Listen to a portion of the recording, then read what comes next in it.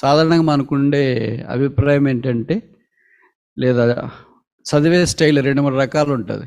ఒకటి cursory study అంటాం, ఇంకోటి కాన్షియస్ స్టడీ అంటాం, ఇంకోటి సబ్ కాన్షియస్ స్టడీ అంటాం. ఇప్పుడు మీరు ఈ 3 రకాల ఆ రీడింగ్లోనే ఏ రకం రీడ్ చేస్తారో చూడండి. ఎవరైనా చేసేవాళ్ళు ఉంటే, ఏది లేదంటే ఇంకా అది మామూలు యథావిధి. మొదటి కర్సరీ రీడింగ్ అంటే మామూలు మనం న్యూస్ పేపర్ చదివినట్లు, ఇక్కడేం రాసినారు అంత అయిపోయి ఉంటుంది. ఇంకెవడన్నా అడుగుతారేమో అనే భయంతో మనం 23వ కీర్తన రెడీగా పెట్టుకుని ఉంటాం. ఏంటి నీ డైలీ పోర్షన్ అంటే 23వ కీర్తన అని. అది కాకపోయినా కూడా, ఎందుకంటే కంటెంట్ ఏమి అని అడగొచ్చు కదా వాళ్ళు, అందుకనే చెప్పడానికి మనకు తేలికవుతుంది అని. తెలుసు కాళ్ళ cursory reading. Sub conscious reading అంటే చదువుతుంటాం కానీ మైండ్ ఎక్కడో పనిచేస్తుంటుంది. డాలర్ల వైపు, బ్యాంక్ వైపు, ఇల్లు వైపు, ఈఎంఐల వైపు, ఇంటి వైపు, ఊరు వైపు, భర్త వైపు, భార్య వైపు, పిల్లల వైపు. That's called sub conscious reading. మూడవది ఏంటంటే కాన్షియస్ రీడింగ్. ప్రతి పదం పట్టుకుంటుంది. దేవుని వాక్యం చదివేటప్పుడు if the word of God is not arresting you, you are not reading it consciously, you are reading it cursorily. అది నేను ఆపాలి అక్కడ, లైక్ ఏ స్పీడ్ బ్రేకర్ మాదిరి కాకుండా ఇంక నీకు అక్కడ దెర్ ఈజ్ నో రోడ్ అన్నట్లుగా ఆపాల. ఆపితే అంత టైం ఆడుంది బ్రదర్, మళ్ళీ ముందుకు వెళ్ళటానికి వెనక్కి వెళ్ళటానికి అని అనుకుంటారు మీరు. ఇప్పుడు ఈ మాటలు చదువుతున్నా నాకు అనిపించింది, యాకోబు పారిపోయినప్పుడు ఎన్నిసార్లు రాశారు తెలుసా ఈ మాట? ఒకసారి పారిపోతే ఎన్నిసార్లు రాయాలండి? మంచిది ఏదైనా రాయొచ్చు కానీ పారిపోయింది ఎంతమందికి తెలుస్తుంది పారిపోయింది? యాకోబులు అంటాడు ఏంటి, పారిపోవడం ఏంటి? కొంతమంది భక్తులు పారిపోయింది చూస్తే మనకు ఆశ్చర్యం ఇస్తుంది. ఇలాంటి వాళ్ళు పారిపోయారా? చెప్పండి ఉదాహరణలు కొన్ని. యాకోబు పారిపోయాడు, యోసేపు పారిపోయాడు, ఏలియా పారిపోయాడు. ఇంపార్టెంట్ పర్సన్ చెప్పట్లేదు మీరు. మోషే పారిపోయాడు, దావీదు పారిపోయాడు. ఇలాంటి వాళ్ళని మనం చూస్తాం. అబ్బా, what is this, what are they, why they have flu.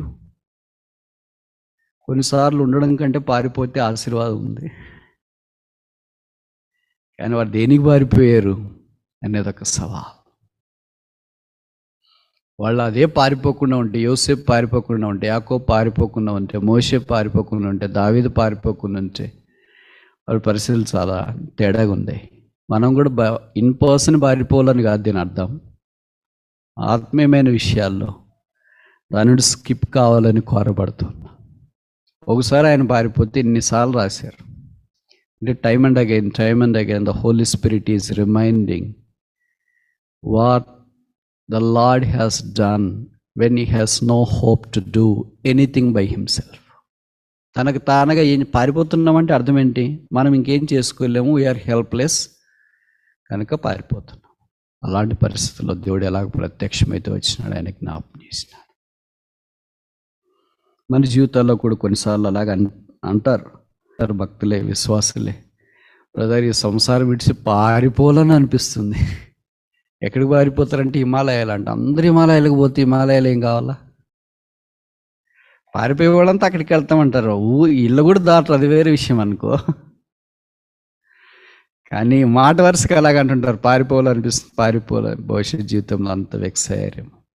కానీ ప్రభుకు స్తోత్రాలు, దేవుడు అలాంటి వ్యక్తుల ద్వారా కూడా ఆశ్చర్యకార్యాలు జరిగించేవాడు. యాకోబు బేతేలు యొక్క అనుభవాన్ని అనుభవించిన దాన్ని బట్టి దేవుడు ఆయన్ని విరివిగా ఆశీర్వదించినాడు. కనుక మీరు బాగా జ్ఞాపకం ఉంచుకోనండి. Don't neglect flocking together around the Lord's word as you gather on and of.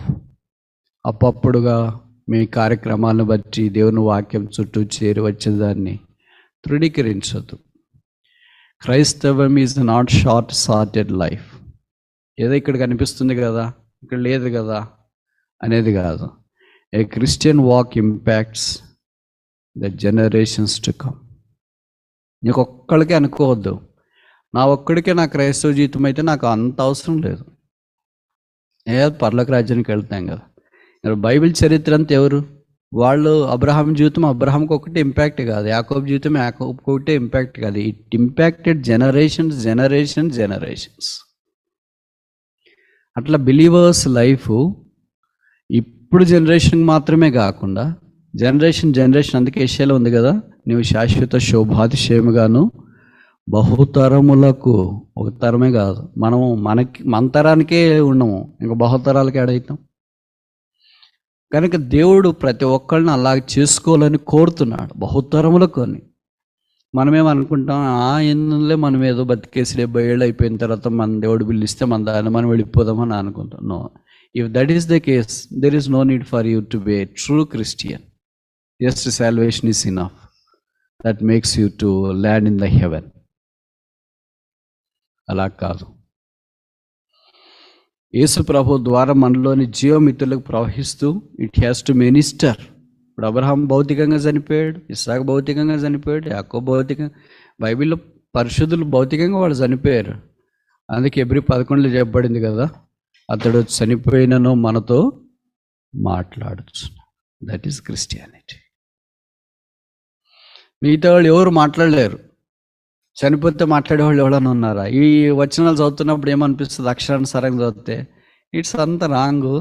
ఏమో చనిపోయిన వాళ్ళు ఎలాగ మాట్లాడతారండి విచిత్రంగా. ఇట్లాంటివన్నీ రాస్తారండి బైబిల్ అంటే, అందుకని అలాగుంటుంది వాళ్ళు చెప్తారు. Is what the Bible is. What you do not believe outside with your logic and reasoning has to be believed by the Holi Spirit. కనుక every Christian should strive for the generations to follow us. ఈ పూటకి ఏదో ఉన్నాము, తిన్నాము, పడుకున్నాము, తర్వాత మన కార్యక్రమం అయిపోయింది, మన తరం అయిపోయింది అనటానికి కాదు. What you do for the next generation. యాకోబు చేసిన కార్యం ఇప్పటికీ మనం తెల్లొస్తున్నాం. దేవుడు అతనికి ప్రత్యక్షమైన పారిపోయినప్పుడు, ఇక్కడ 28వ అధ్యాయం 20 వచనం.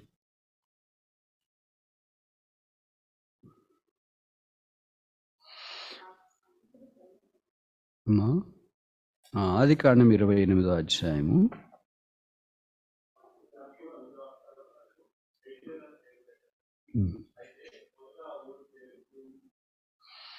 అప్పుడు యాకోబు, చాలు, మొదటిది దేవుడు నాకు తోడై ఉంది.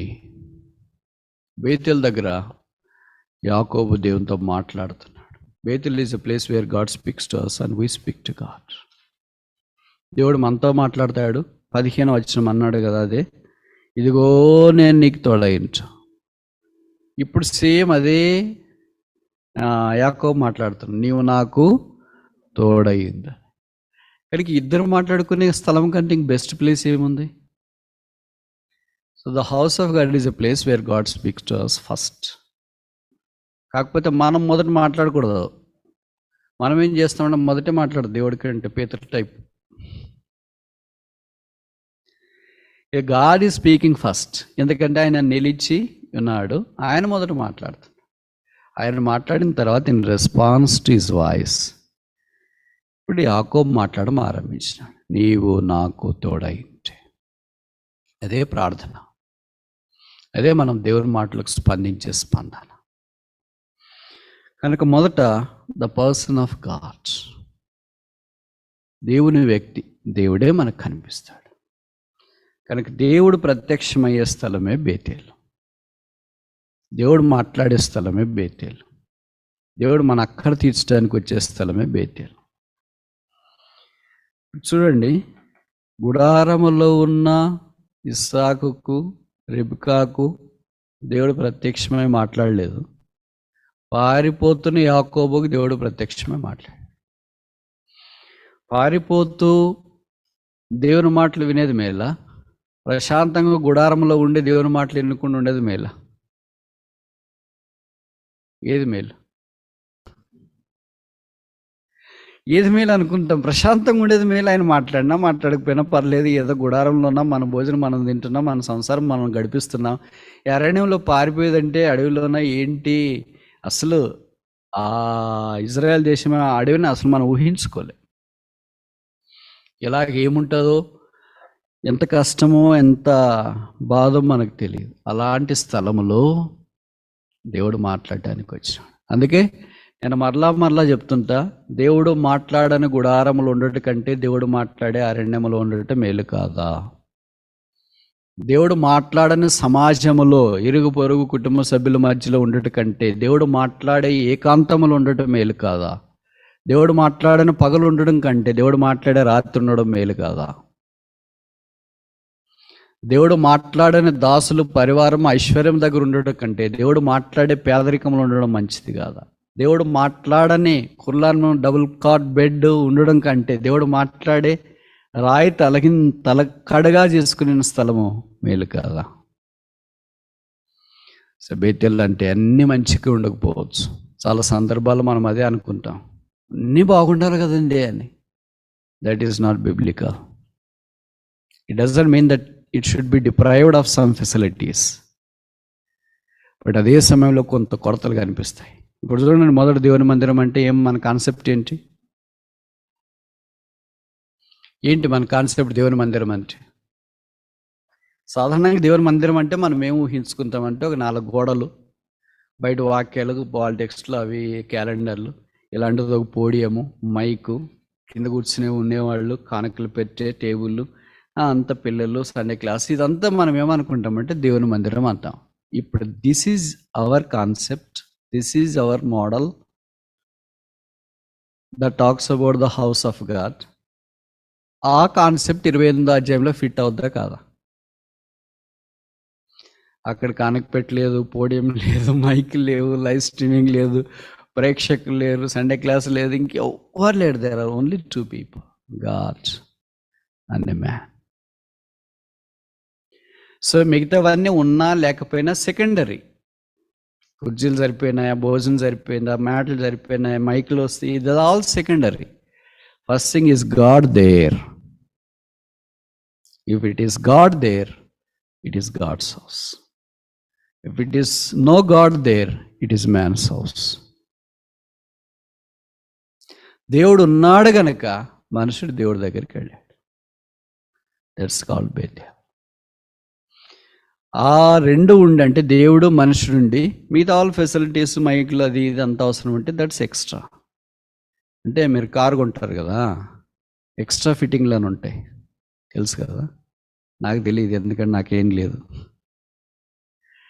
ఎక్స్ట్రా ఫిట్టింగ్లు అంటే మీరు ఏమేమో అన్ని కవర్లు వేసుకుంటారు, ముందు బంపర్ అంటారు, వెనక ఏదో బంపర్ అంటారు, రియర్ మిర్రర్ అంటారు, అది ఏదో అన్ని నాకు తెలిసి ఏదో చాలా ఎక్స్ట్రా కొంటారు. ఇవన్నీ all extra fittings. Extra fitting లేకపోయినా జరుగుతుంది, బట్ ఎక్స్ట్రా ఫిట్టింగ్లు ఉంటే కొద్దిగా నీట్గా, అందంగా, అంతా చక్కగా ఉంటుంది. What is a car? Engine, మిగతాదంతా. అలాగే యేసుప్రభు వారు దేవుడు అక్కడ దేవునితో మాట్లాడే మనుషులు, లేదా దేవుని మాటలు వినే మనుషులు. That is called Bethel. అదే దేవుని మందిరం. అక్కడ అనుభవంలోనికి మనం రావాలని కోరబడుతున్నాం. రెండవది, ఆదికాండం 28వ అధ్యాయము 21వ వచనము 2వ వరుస. చాలు. నేను వెళ్ళుచున్న ఈ మార్గం. ఏ మార్గం? Okay, thank you.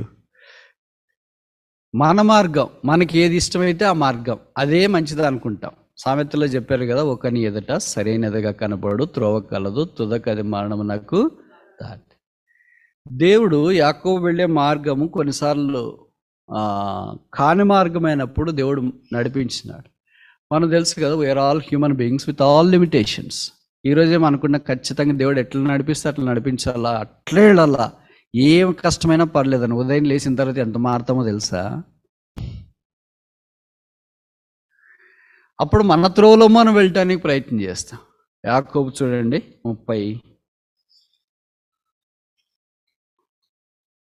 32వ అధ్యాయం మొదటి వచనం. Genesis 32 verse 1 and verse 2. యాకోబు తన త్రోవను వెళ్ళుచుండగా ఎందుకు ఎదుర్కొన్నారు? ఎందుకు ఎదుర్కొన్నారు? తన త్రోవని వెళుతున్నాడు, మనం మన త్రోవలో పోతున్నాం. ఎవరి త్రోవలో పోవాలా? దేవుని త్రోవలో పోవాలా. ఇదే త్రోవ దీంట్లో నడువుడి అని చెప్పే ఒక శబ్దము మన చెవులకు వినబడుతుంది కదా, ఆ త్రోవలో మనం వెళ్ళాలా. కానీ మనం ఏం చేస్తాం? తన త్రోవలో. యాకోబు లాంటోడే 28 అధ్యాయంలో ఏం చెప్పాడు? ఈ మార్గమున నీవు నన్ను కాపాడని చెప్పినోడే ఇక్కడికి వచ్చేటప్పటికి ఏంటి? తన త్రోవలో వెళ్తా ఉంటే దేవుని చిత్తంలో ఉన్నాడు కనుక దేవుని దూతలు ఆయన ఎదుర్కొన్నారు. చాలాసార్లు దేవుడు కూడా మనం వెళ్ళే మార్గాన్ని అరెస్ట్ చేస్తాడు, మనల్ని ఆపుతాడు. అక్కడ మనకు అనిపిస్తుంది, ఎందుకు ఇట్లా జరిగింది, ఎందుకు ఇటు జరిగింది, ఎందుకు ఇటు జరిగింది, ఎందుకు ఇటు జరిగింది. It's all for good. రోమా 8:28 మేలు కొరకే దేవుడు జరిగిస్తాడు కానీ కీడు కొరకు కాదు. అప్పుడు మనకు కష్టతరంగా అనిపిస్తుంది, కానీ దేవుడు దాన్ని కూడా చక్కగా మార్చ సమర్థుడు.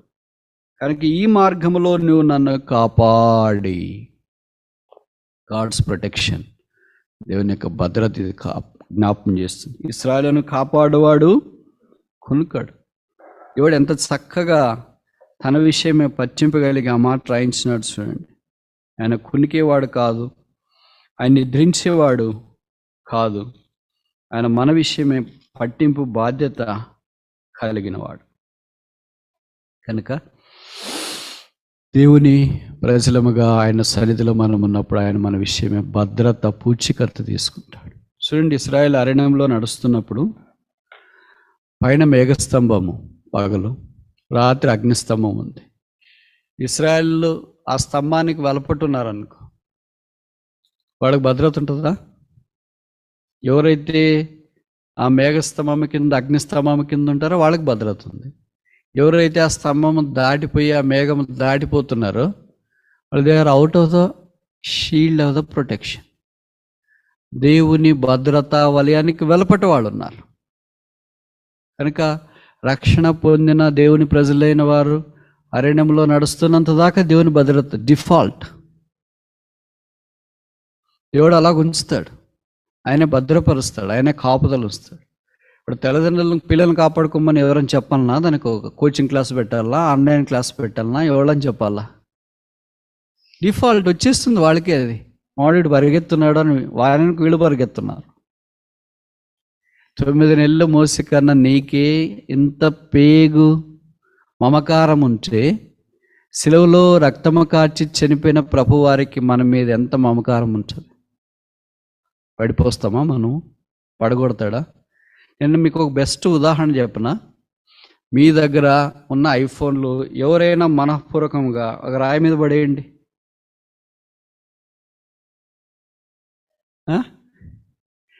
ఎవరికైనా అంత ధైర్యం ఉందా? బేసిక్ మోడలే కింద పడిపోతేనే అబ్బా పడిపోయింది, ఎంత ప్రాణం పోయినట్టు ఉండి జల్ల అని అనుకుంటారు కదా. నీకు ఏది పడిపోయినా ఏమనిపించదు, ఒక్కటి పడిపోతే మాత్రం బాధ అనిపిస్తుంది. ఏంటి అది? Mobile phone. అందుకే దానికి షీల్డ్ వేసుకొని మొత్తానికి జాగ్రత్తగా చూసుకొని భార్యను ముట్టినీరు, భర్తను ముట్టినీరు, పిల్లలను ముట్టినీరు, ఎవరిని ముట్టినీరు వాళ్ళే ముట్టుకోవాలి. పడిపోయింది అనుకోండి, సరే ఇంక పడిపోయింది, ఇది ఎందుకు వదిలేసి పోతారా? అట్లా పోయి వాళ్ళు చేయొద్దండి, ఎక్కడ పడేస్తారు? నేను వస్తా అక్కడికి. పడిపోయిన తర్వాత ఏం చేస్తారు? తీసుకుంటారు, దానికి దుమ్మ అంటే రుద్దుకుంటారు. అది మనం చేయగలిగిన ఏదైనా ఉంటే మనం కవర్ ఎవరైనా షీల్డ్ గీల్డ్ అన్నీ పెట్టుకుంటాం. ఇంక మన కంట్రోల్ అంతా తప్పితే అప్పుడు మళ్ళీ షాప్కి వెళ్ళడం ఏదో చేస్తాం. సో మీరు ఒక అంటే ఇప్పుడు ఏంటి, Pro 14 ఒక ₹1,00,000 అనుకోండి. ₹1,00,000 పెట్టి ఒక ఫోన్ కొంటేనే మీకు ప్రాణం పోయినందుకు అది అంత బాధపడి అంత దాన్ని తీసుకుంటాం కదా. ప్రభుత్వం తన శిలువ రక్తం పెట్టి మనల్ని కొన్నాడు. ఒకడు మనం పడిపోయాం అనుకోండి, దాటిపోతాడా? మీరు ₹1,00,000 ఫోన్కి దాటిపోవట్లేదు కదా, మరి అక్కడే ఉన్నారు కదా. ప్రభు రక్తం మన మీద ఉంది, ఆయన దాటిపోతాడు. పడిపోయినలో వెళ్ళింతే ఎప్పుడైనా అంతే, ఎప్పుడు ఇలాగే పడిపోతారు. దాటిపోడు, ఎత్తుకొని కౌగలించి మనం ఎలాగా దానికి దుమ్ము దుడుచుకొని దాన్ని బాగా చేసుకొని ఎవరైనా పక్కన చూస్తున్నారా లేదని మన భయం మనకే ఉంటుంది. ఎంత జాగ్రత్తగా చూసుకుంటామో ప్రభు మన విషయం ఎంత పట్టింపగలుగుతాడు. అందుకే యాకోబు నేను కాపాడుతా. దేవుని ప్రజలైన వారిని దేవుడు కాపాడటానికి ఇష్టపడుతున్నాడు. దేవుని మందిరంలో భద్రత. 3వ చూస్తామా, తినుటకు ఆహారమును. చదవండి సిస్టర్. ధరించుకొనుటకు వస్త్రములను నాకు దయచేసిన యెడల యెహోవాయే నాకు దేవుడు. ఇప్పుడు ఏం కావాలంట?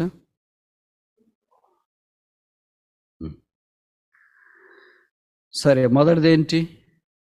ప్రెజెన్స్ ఆఫ్ గాడ్, దేవుని యొక్క సన్నిధి, నీవు నాకు తోడుగా ఉండాలి. రెండవది ఏంటి? ప్రొటెక్షన్ ఆఫ్ గాడ్, నీవు నన్ను కాపాడాలి. మూడవది ఏంటి? ప్రొవిజన్ ఆఫ్ గాడ్, దేవుని యొక్క సదుపాయము, భద్రత, కట్టుకోవటానికి బట్టలు కావాలా, తినటానికి తిండి కావాలా. ఈ రెండే చూడండి. అందుకనే ప్రభువారు కూడా కొండ మీద ప్రసంగంలో ఇదే చెప్తూ వచ్చినాడు. ఏమి తిందుమో, ఏమి తాగుదామో, ఏం కట్టుకుందామో దాని విషయం మీరు చింతించొద్దండి అని చెప్తే మనం ఏం చేస్తాం? ఇంకా ఎక్కువ చింతిస్తాం. ఏది దేవుడు చెప్పినాడో దానికి కరెక్ట్ ఆపోజిట్గా చేస్తాం, కాదంటారా? Don't worry about the food and drink and also the governments అంటే దాని గురించి ఎవరైతే ఏం చేసుకోవాలో, ఏం తినాలి, ఏం చేసుకోవాలి, ఏం తినాలి, ఏం బట్టలు కొనాలి, ఎట్లా వేసుకోవాలి, ఏం కదా. పాటలు మాత్రం బలి పాడుతుంటాం. ఆంధ్రప్రదేశ్ కీర్తన చింత లేదు ఇక యేసు పుట్టాను వింతగల పట్టణం అంద. ఇప్పుడు చెప్పండి, యేసు ప్రభు పుట్టినాడు, నాకు చింత లేదని వాళ్ళు చేయొద్దండి. ఆ రోజు చింతపడతారు, నాకు బట్టలు మంచి లేవు, మంచి భోజనం లేదు. పాట మాత్రం బ్రహ్మాండంగా ఎవరో భక్తుడు రాసినాడు, పాడుతున్నారు. మరి నిజంగా అది అనుభవంలో ఉండాలి కదా. నాకు బట్టలు లేకపోయినా, భోజనం లేకపోయినా, గిఫ్ట్ లేకపోయినా, క్యాండిల్ లేకపోయినా, చికెన్ లేకపోయినా, క్రిస్మస్ అంటే 5 C's ఉంటాయి కదా, కేరళ లేకపోయినా, క్యాండిల్ లేకపోయినా, క్లాత్స్ లేకపోయినా, చికెన్ లేకపోయినా, తర్వాత కేక్స్ లేకపోయినా, ఏం లేకపోయినా యేసు ప్రభువు నాకు పుట్టాడు. Jesus is Born, that is sufficient for. అప్పుడు ఆ భక్తంతో మనం కలుస్తాం, సింక్ అవుతాం. చింత లేదు ఇక యేసు పుట్టాను వింతగల ఆ పట్టణం అంతా. కనుక యేసుక్రీస్తు ప్రభువారు మనకు పుట్టాడని తెలుసు, జీవించాడని తెలుసు, శిలువ మీదకి వెళ్ళాడని తెలుసు, చనిపోయాడని తెలుసు, సమాధి చేయబడ్డాడని తెలుసు, పరలోకంలో ఉన్నాడని తెలుసు, తిరిగి రాబోతున్నాడని తెలుసు, చింతించొద్దని చెప్పాడని తెలుసు.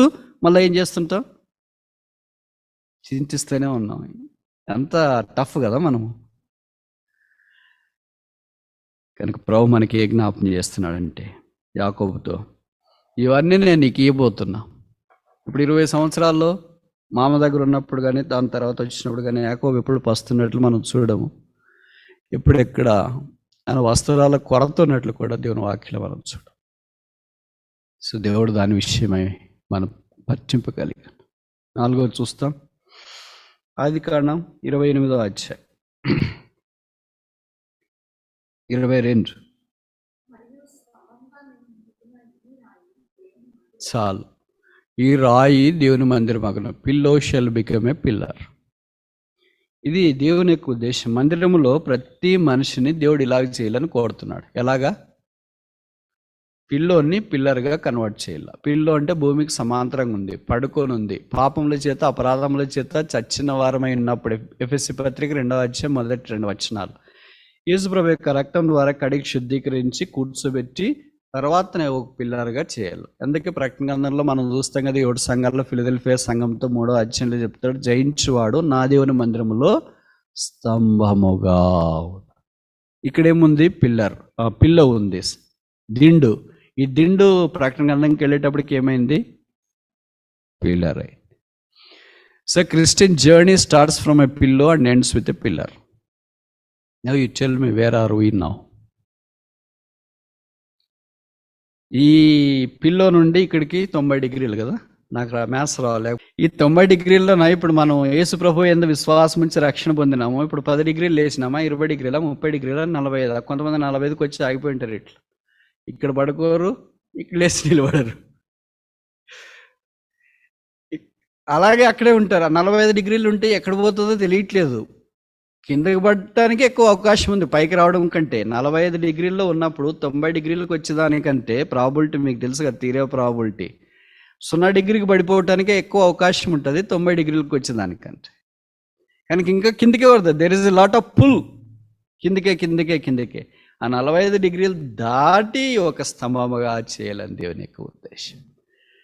దీన్ని అపోజిట్ పేతురు కానీ పౌలు కానీ దేవుని యొక్క సంఘాన్ని గురించి రాస్తూ, పేతురు అయితే మొదటి పత్రిక 2వ అధ్యాయం 6వ వచనంలో అన్నాడు, ఆత్మ సంబంధమైన మందిరముగా రాయిగా కట్టబడుచున్నాం.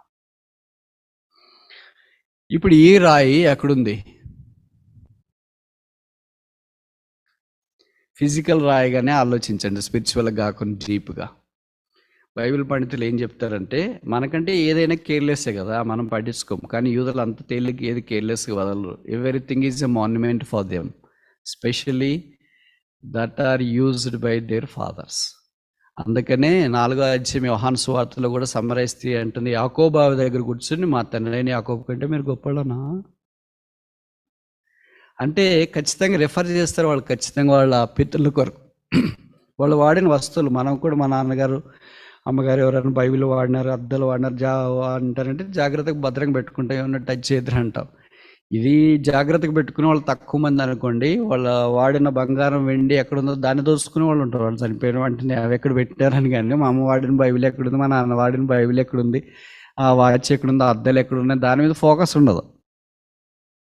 దాని మీద ఫోకస్ లేదంటే అర్థం ఏంటంటే వీళ్ళంతా శరీరానుసారులు అని అర్థం.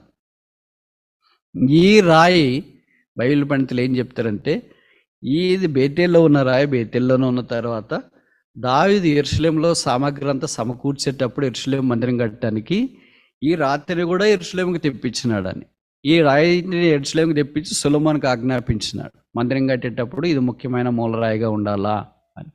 అప్పుడు సొలొమోను మందిరం కట్టేటప్పుడు ఈ రాత్రిని ముఖ్యమైన మూలరాయిగా పెట్టి ఒక పెద్ద మందిరం కట్టాడు. Magnificent, magnanimous. కట్టిన తర్వాత ఇంక అట్లే జరగదు కదా జీవితము. బండ్లు అయితే ఓళ్ళు బండ్లు అయితే అన్నట్లుగా ఇశ్రాయేలు పాపం చేసినారు. బబులోను రాజు నెబుకద్నెజర్ లాంటి వాడు వచ్చినాడు, మందిరాన్ని పాడుగొట్టినాడు, ఉపకరణాలన్నీ ఎత్తుకుని పోయినారు. అదే సమయంలో ఏం చేసినారంటే, ఈ రాళ్ళన్నీ మనకేం పనికి వస్తాయని వాళ్ళు ఈవెన్ వదిలేసి ఉపకరణాలు మాత్రం ఎత్తుకుని పోయారు. అప్పుడు స్పెయిన్ నుండి కొంతమంది భక్తులు వచ్చేసి ఈ రాత్రిని మాత్రం స్పెయిన్కి తీసుకెళ్ళారు. స్పెయిన్ నుండి మళ్ళీ స్కాట్లాండ్కి పోయింది. ఇది స్కాట్లాండ్ అండి ఎక్కడికి వచ్చింది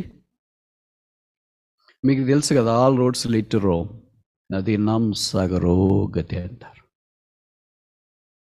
తెలుగు సామెత తెలుసా? తెలియదా?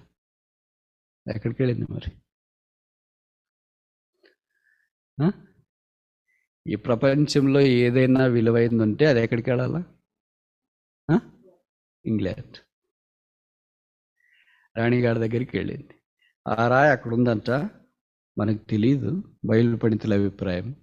అందుకనే దేవుడు ఆ రాతిని తలగడగా చేసుకొని పెట్టిన యాకోబుతో చేసిన ప్రమాణాన్ని బట్టి ఆ దేశము ద్వారా చాలా దేశాలకు ఆత్మీయమైన వెలుగు, బైబిల్తో సహా, ఇంగ్లీష్ బైబిల్, తెలుగు బైబిల్తో సహా ప్రకాశింపజేసినాడని, సూర్యుడు అస్తమించని దేశముగా అది పేరు పొందిందని, అందుకే ప్రపంచానికి ఆధ్యాత్మికమైన వెలుగుగా విరాజిల్లుతుందని, దేవుడు దాన్ని ఆశీర్వదించినాడని బైబిల్ పండితుల అభిప్రాయం.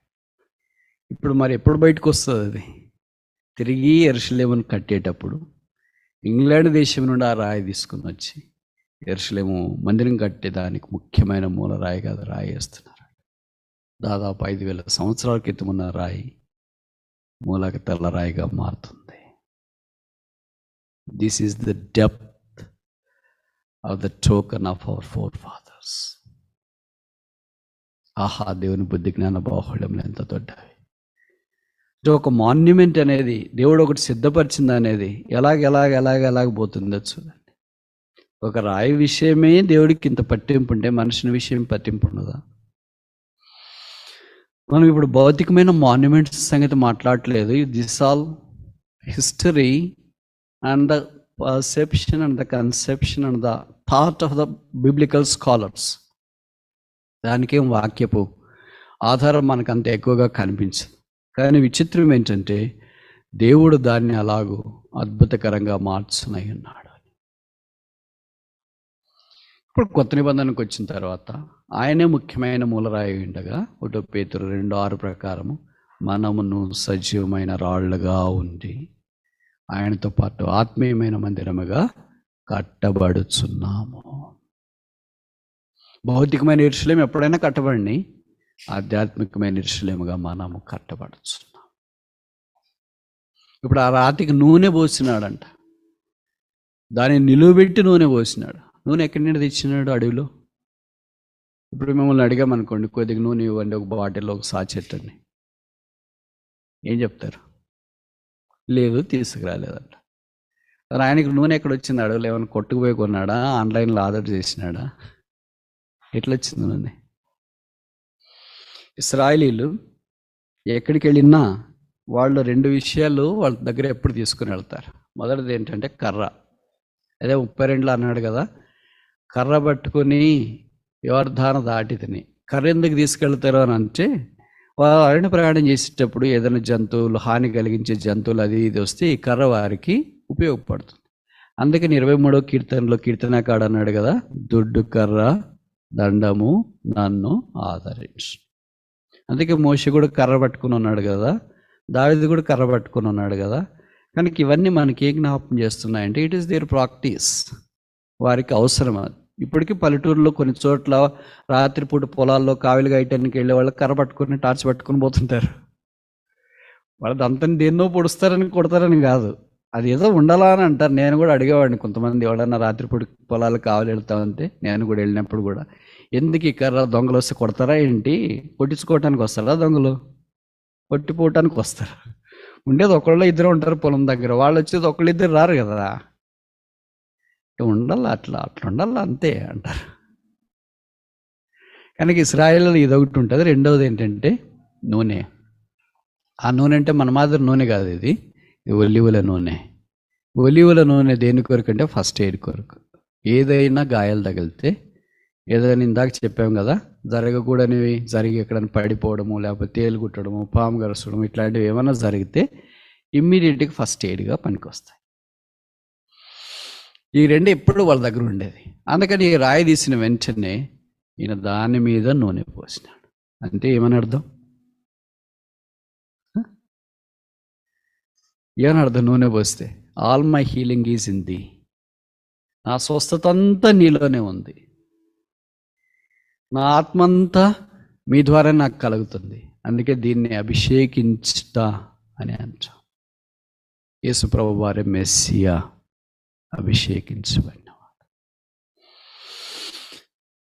దేవుడు తన మందిరావరణంలో ఆయన అభిషేకం పొంది, ఆయన అభిషేకం ద్వారా మనకి ఇవ్వాలని కోరతాడు. ఇప్పుడు చెప్పండి, బయట రాయి పెట్టుకొని ఉంటే నూనె పోసింటాడా లేదా? బయట ఇంక చాలా రాళ్ళు ఉన్నాయి కదా, వాటన్నిటి దగ్గరికి పోయి నూనె పోసినాడా? అందుకనే సహవాసానికి కిందకి రమ్మంటామంటే, ఆ రాయి దగ్గర ఇంకొక రాయి వస్తే ఈ రాతికున్న నూనె దానికి కూడా అంటుకుంటా. ఇది నేను చెప్పే మాట కాదు, వాక్యంలోనే రాశారు. 133:1 చెప్పబడింది కదా, సహోదరుల ఐక్యత కలిగి నివసించుట ఎంత మేలు, ఎంత మనోహరము. తర్వాత ఏంటి? అది అహరోను తల మీద పోయబడి గడ్డ మీద నుండి గారిపోతుందంట. మళ్ళీ ఒక ప్రశ్న అడగొచ్చా నేను? తల మీద పోసినారు కానీ కాళ్ళ దగ్గర, చేతుల దగ్గర, భుజాల దగ్గర ఇక్కడంతా పోయలేదు. దీనికి కూడా రాయబడిన 28వ అధ్యాయంలో ఆ రాతిని నిలవబెట్టి దాని కొన మీద ఆయన పోసినారు. ఆయన మన అహరోను కంటే గొప్పవాడు, ఆయన మన ప్రధాన యాజకుడు. కనుక the more we are close to the stone, the more we are close to the anointing. ఈ రాతికి ఎంత దగ్గరకు వస్తాం, అభిషేకానికి అంత దగ్గరకు వస్తాం. అందుకనే సహవాసానికి రండి, అందుకనే దేవుని మందిరానికి రండి, అందుకనే దేవుని మాటలు వినండి. ఇవన్నీ ఎందుకు చెప్తున్నామంటే, there are n number of blessings.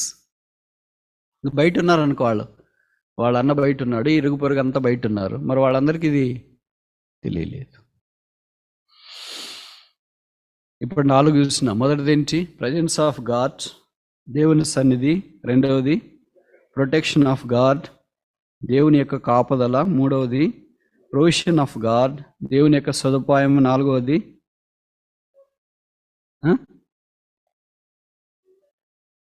Okay, very good, చాలా బాగా చెప్పారు. ఓకే, 5 ఆఖరి చెప్పి ముగిస్తామా? కింద ఏం రాసినారు? మరియు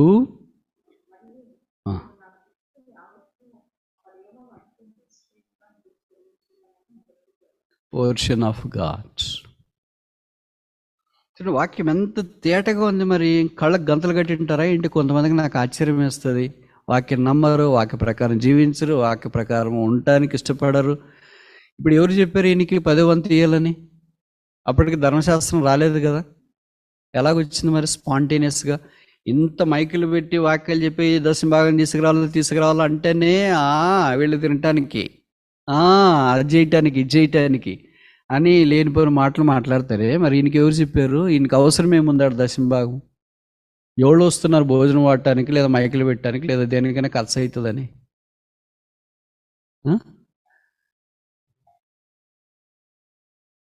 ఎవరు చెప్పారు ఈయనకి దశంభాగం ఇవ్వాలని? అబ్రహాం ఇచ్చారు. అబ్రహాంకి ఎవరు చెప్పినారు? No answer. అంటే దేవుని ఆత్మ అబ్రహాము ద్వారానే బయటకు వచ్చింది. అంటే ఇంక నేను ఇలాగ చెప్తే తప్ప అబ్రహాము ఏమంటారు? నడములో ఉన్న ఇస్సాకు, ఇస్సాకు నడములో ఉన్న యాకోబు, యాకోబు నడములో ఉన్న లేవి. లేవి గోత్రము నుండి వచ్చిన యాజకులు, అలాగే యూదా గోత్రం.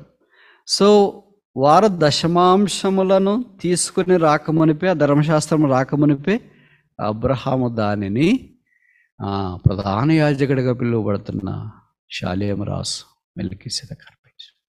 That is the depth. ఇంత దూరదృష్టి వాళ్ళకుంటే మన ఎంత అస్వదృష్టి అంటే వాక్యం రాసినా కూడా కనపడట్లేదు. అక్కడికి వచ్చిన వెంటనే కళ్ళు మసలు కొడతాయి. అని మొక్కుకోనేను. ఇప్పుడు నేను ప్రశ్న అడుగుతా, ముగిస్తా తర్వాత. ఆ ప్రశ్న ఏంటంటే, బైబిల్లో ఎంతమంది మొక్కుబడి చేసుకున్నారు? పాత నిబంధనలు ఎంతమంది, కొత్త నిబంధనలు ఎంతమంది, మొదటి వ్యక్తి ఎవరు, ఆఖరి వ్యక్తి ఎవరు? మనకు అలాంటి మొక్కుబడులు ఏమన్నా ఉన్నాయా? లేదు. ఫైనల్.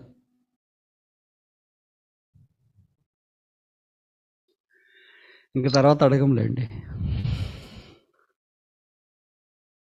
ఒక్కదానికన్నా జవాబు చెప్పండి. ఇవన్నీ మీకు సబ్స్టాండర్డ్ ప్రశ్నలుగా కనిపిస్తుంటాయి అనుకుంటా కదా. అసలు మేమేంటి, మా స్టేటస్ ఏంటి, మా పొజిషన్ ఏంటి, మా డెప్త్ ఏంటి, ఇంత చిన్న చిన్న ప్రశ్నలు, సండే క్లాస్ ప్రశ్నలకు జవాబులు చెప్పడం ఏంటి అని అనుకుంటున్నారా? కొన్నిసార్లు చిన్న కూడా అవసరం. ఎప్పుడు బిర్యానీ తింటేనే బాగుండదు కదా, పెరుగన్నం కూడా తినాలి. ఎందుకు అడుగుతున్నానంటే, ఇవన్నీ దేవుని మందిరంలో ఉండేవే, నేను చెప్పింది బయట ఉండేవి కాదు. ఆల్ దీస్ ఆర్ ఎంబెడెడ్, ఎన్క్రిప్డ్, మీ పదంలో చెప్పాలంటే, in the house of God Bethel. This is the order of the church of God. దేవుని మందిరం యొక్క క్రమం ఇది. ఎంతమంది? ఒకళ్ళ, ఇద్దరు, ముగ్గురు, నలుగురు, 10, 20, 30, 40, 50? ఏదో ఒకటి చెప్పండి. అసలు ఎవరు చేసుకున్నారో తెలియకపోతే మనం ఎప్పుడు చేసుకుంటాం? ఇంకా బైబిల్ ఎక్కడ ఏముందో తెలియకపోతే ఇంక మనం ఏం చేస్తామని అర్థం.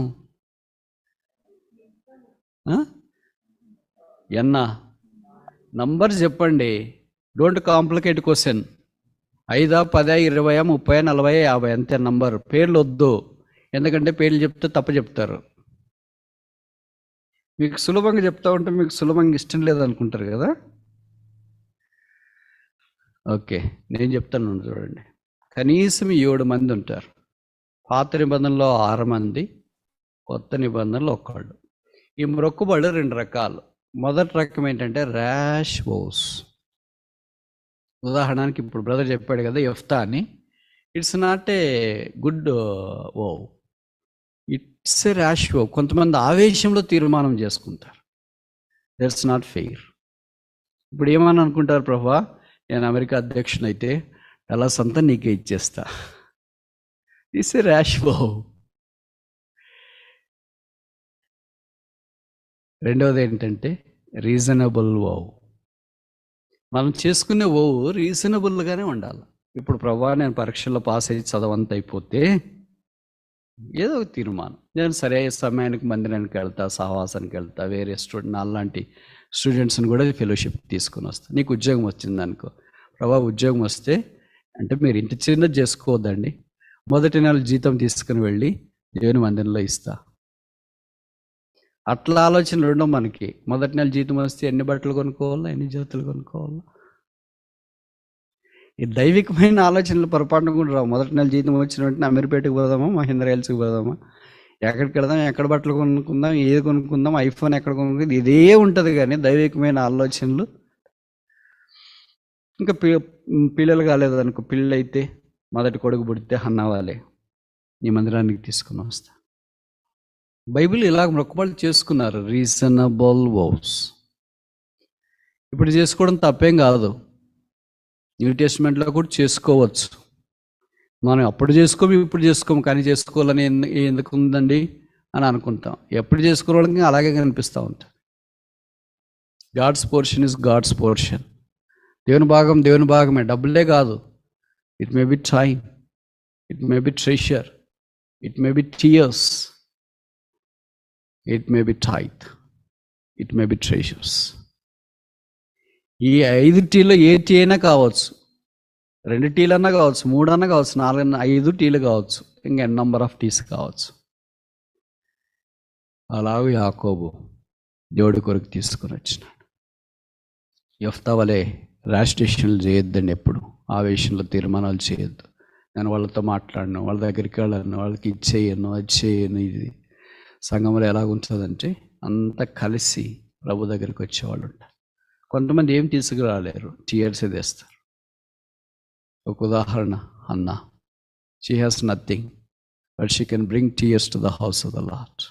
ఆమె కన్నీళ్ళు తెస్తే ఏమన్నా ఒప్పుకున్నారా? ఎవరన్నా కన్నీళ్ళు తుడిచినారా? పైపెచ్చి ఏలే అన్నాడు, ఎంటమై తాగేసి వచ్చి ఇలాగ మాట్లాడేస్తున్నావు రకరకాలుగా. ఒకవేళ అట్లా మేము పొరపాటున అన్నాం అనుకో, ఏమక్క మీరు ప్రార్థన చేసేది అసలు అర్థం కాదు అని అన్నాం అనుకో, తాగేసి వచ్చి గీగేసి వచ్చి ఏమనకుండా, ఇంక మమ్మల్ని ఇక్కడ ఉన్నిస్తారా? బయటికి ఇంటికి వెళ్ళిన తర్వాత భర్తకు కూడా ఎవరికి చెప్పకుండా ఉండగలరా? అంత ధైర్యం ఉంది? ఆయనకి గుండెలు ఉన్నాయా? లేవు. ఒక్క హన్నాకు మాత్రమే ఉంది. దేవుడు ఎందుకు ఆశీర్వదిస్తాడు ఒక్కొక్క వ్యక్తిని అంటే అంత గుండెలు ఉన్నాయి మరి వాళ్ళకి. మనం ఏం జరగకపోయినా వెళ్ళి ఇంట్లో చెప్పేసి, కాదండి ఇలాగ అనేసాడు, ఎంత బాధ వేసింది, నేను అసలు ఆ మందిరం వెళ్ళాను, ఆ సేవకుడి దగ్గరికి వెళ్ళాను, ఆ వాక్యం వెళ్ళాను, వద్దు ఇంకా మనం వెళ్ళకూడదు అంతే. అలాగా హన్నా తీర్మానం చేసుకుందంటే వీడే మిస్డ్ శామ్యూయల్. పైపైచి ఎంత మర్యాదగా మాట్లాడని తెలుసా? నీ దాసరాలని, నేను మొత్తరాలని కాదు, నా బాధ, నా ఘోష దేవుని సన్నిధిలో నేను చెప్పుకుంటున్నాను. కొన్నిసార్లు దేవుని మందిరంలో మనల్ని నిష్కారణంగా అనేవాళ్ళు ఉండొచ్చు. అంతదాకా మీరు మానేయద్దండి, ప్రతిదానికి మానేయటానికి ట్రై చేయొద్దండి. అర్థమవుతుందో నేను చెప్పే మాటలు మీకు? ఒక దశకి రావాలంటే ఎన్నో ఆటుపోట్లు రావాలి. ఏం ఆటుపోట్లు లేకుండా ఒకే దశలోనికి ఎవరు రాలేరు. యాకోబు ఈ దశకు వచ్చినాడంటే ఎన్ని ఆటుపోట్లు ఉంటాయి, అన్న ఈ దశకు వచ్చిందంటే ఎన్ని ఆటుపోట్లు జరిగింటాయి అనేవాళ్ళు అంటూనే ఉంటారు, మాట్లాడేవాళ్ళు మాట్లాడుతూనే ఉంటారు. నన్ను ఇలాగ అన్నారు కనుక నేను మానేస్తానని అన్న మానేసించే సమయాలు వీధుల్లో తిరిగింటాడేమో. ఒకవేళ దేవుడు ఆమె ప్రార్థన ఆలకించి సమయాలను ఇచ్చినా మందిరంలోకి రాకుండా వీధుల్లో తిరిగింటాడు, మనకు తెలియదు. సమయాలు మొదటి పుస్తకం, రెండో పుస్తకము మనకు కనిపించిండేది కాదు. కనుక మాట్లాడేవాళ్ళు మాట్లాడుతూనే ఉంటారు. మమ్మల్ని ఎంతమంది అంటుంటారు మీకు తెలుసు కదా, చెట్టుకి తగినంత గాలి ఉంటుంది. అనేవాళ్ళు అంటూనే ఉంటారు, తిట్టేవాళ్ళు తిడుతూనే ఉంటారు, మాట్లాడేవాళ్ళు మాట్లాడుతూనే ఉంటారు. కాదు బ్రదర్, నిష్కారణంగా బ్రదర్, ఏమని చేస్తే అనాలి కానీ చేయకుండా ఎలాగంటారు బ్రదర్? అవును, మరి ఏం ప్రార్థన చేస్తుంది, ఆమెను ఏమన్నారు, ఏంటమ్మాయి తాగేసి వచ్చి ఇలాగ మాట్లాడుతున్నావు అని అన్నారు. అది ఎంత టూ మచ్ కదా. అందులో సిస్టర్ అని కూడా చూడకుండా అన్నారు బ్రదర్ని అంటే పర్వాలేదు బ్రదర్. కొన్నిసార్లు దేవుడు మన పేషెన్స్ని పరీక్షించడానికి కూడా అలాంటివి అనుమతిస్తాడని తెలియదు మనకి. ఇలాంటి చాలా డిసిప్లిన్ ఇన్సిడెంట్స్ ఉన్నాయి, కాకపోతే టైం అయిపోయింది కనుక నేనేం చెప్పలేకపోతున్నాను. మీరు బాగా గుర్తుపెట్టుకోవాలా, బైబిల్లో రాయబడింది, నీతిమంతుడు గద్దించుట నాకు తైలాభిషేకం, వారు కొట్టుట నాకు ఉపకారం, అటుది నేను త్రోసివేయకుందునగాక. కనుక ఆ దేవుని యొక్క వాక్యంలో నుండి మన దగ్గరికి వచ్చినప్పుడు మనం దాన్ని అంగీకరించాలి. అప్పుడు ఏలీ అన్నాడు 1:17 1వ సమూయేలు, నా కుమారి క్షేమముగా వెళ్ళము, ఇశ్రాయేలు దేవునితో నీవు చేసిన మనవి ఆలకించును కాక. అంతకుముందు మనం అనిపించలేదు ఆయనకి, తాగొచ్చింది అమ్మాయి అని అనుకున్నాడు. ఇంకా ఎంతసేపు మత్తరాలు అయి ఉంటాయి అమ్మాయి అని చెప్పి. ఇప్పుడు నేను ప్రార్థన చేస్తున్నాను, అని అన్న వెంటనే దేవుడు నీ ప్రార్థన ఆలకించును గాక. House of God is a place where you receive answers to the prayers. ప్రార్థనలకు జవాబు పొందటానికి దేవుడు సిద్ధపరిచింది. కనుక ఈరోజు నుండి తీర్మానం చేసుకుంది, దేవుని యొక్క సహవాసంలో, సంఘములో, బేతేల్లో యాకోబు యొక్క అనుభవంలోనికి మనం కూడా రావాలంటే యాకోబు దేవుడు మనకు కూడా దేవుడిగా ఉండాలండి. రకరకాలైన పరిస్థితులు కూడా మనం వెళుతూ ఉండాలా, దేవుడు తీసుకుని వెళ్తాడు. ఈ పరిస్థితులన్నింటిలో బేతేలు దేవుడే దేవుడు. ఎల్ బెతేల్, మీరు వెళుతురోవా ఇంతకు ముందు వెళ్ళింది కాదు, మీరు దానిని గుర్తుపరచాలి. ప్రార్థన.